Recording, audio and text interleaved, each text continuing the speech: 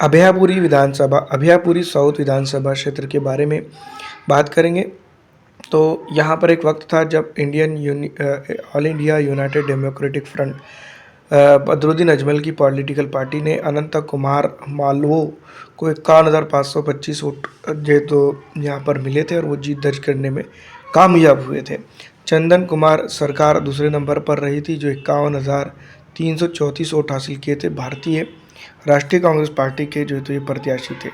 तो यहाँ पर अब हम बात करेंगे अभयापुरी विधानसभा क्षेत्र की। अगर बात करें साउथ की, तो यहाँ पर ये बात कांग्रेस को समझने की ज़रूरत है सख्त कि यहाँ पर AIUDF का कब्ज़ा है या दबदबा है।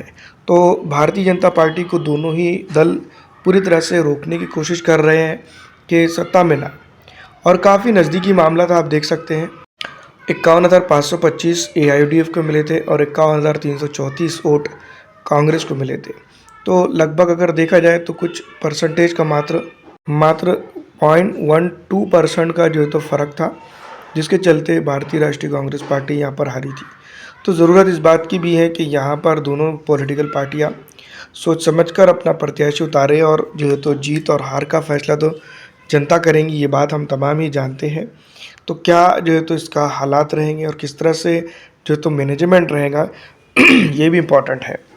हम बात करते हैं यहाँ पर पिछड़ा दलित आरक्षित की, तो वह यहाँ पर ये भी बात करना जो है तो बेहद ज़रूरी है कि भारतीय राष्ट्रीय कांग्रेस को चाहिए कि ये विधानसभा क्षेत्र के ऊपर AIUDF को जो तो चुनाव लड़ने दे, क्योंकि यहाँ पर मुस्लिमों की आबादी ज़्यादा है और डिलिमिटेशन के चलते ये विधानसभा क्षेत्र, तो यहाँ पर समझने की कोशिश जो है तो भारतीय जनता पार्टी को हराना है और कांग्रेस को जो है तो सत्ता में लाना है।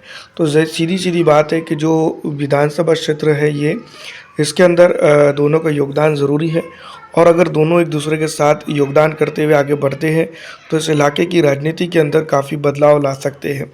अगर ऐसा नहीं होता है तो यहाँ पर हम ये बात ज़रूर समझ लीजिए कि कई एक सीटों के चलते जो है तो सीधा सीधा नुकसान जो है तो यहाँ पर दोनों ही पार्टी को हो सकता है और दोनों भी सत्ता से दूर जाएंगे। और सीधी बात तो ये भी है कि असम की AIUDF जो बड़ी पॉलिटिकल पार्टी ज़रूर है, लेकिन वो सत्ता स्थापित नहीं कर सकती है। तो गठबंधन करके, स्थानीय पार्टी के साथ गठबंधन करके कांग्रेस चुनाव तो हमेशा से लड़ती आई है, तो फिर यहाँ पर ये मुस्लिम पार्टी होने के चलते क्यों नहीं लड़ सकती है? ये बड़ा सवाल है जो जनता खुद जो तो कांग्रेस से इसका जवाब मांग सकती है।